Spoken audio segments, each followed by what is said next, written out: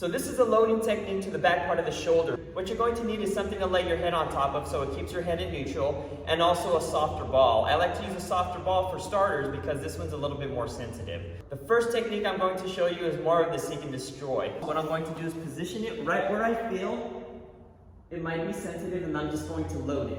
If it's not sensitive there, I'm just going to move up or down, in or out until I feel it, and then I'm just going to hold that position.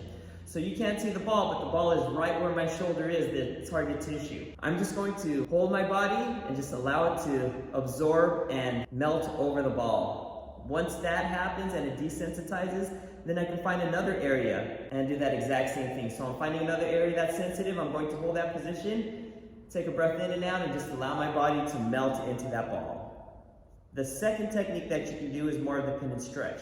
It's similar to the seek and destroy, but this time you're going to add some motion to it.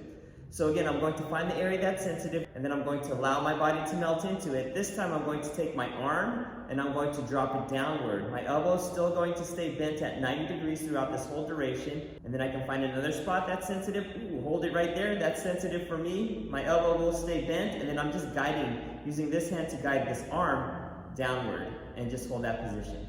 There'll be times where you won't be able to go all the way down, and that's why this hand is here just to hold it, so this hand doesn't have to try to hold itself up, so you can just hold it like that. Another method that you can also take, instead of moving the arm down, what you're going to do is just hold in this position, and then just try to move your body slightly forward, so you're going to tilt it forward a little bit more. So it will actually stretch out the tissues in the opposite direction. So again, what you're going to do right now, my body is slightly tilted back, so I'm not perpendicular with the floor. From there, I'm going to try to get perpendicular with the floor, or even slightly tilt myself forward just like that until I feel the stretch in the back tissue, and then I'll just hold that there. The other way that you can do is you can actually combo the two methods. So what I'm going to do is I'm going to lower my arm until I feel a stretch, which is roughly about there. I'm going to hold that position, and now I'm going to tilt my body so my body is perpendicular with the floor now.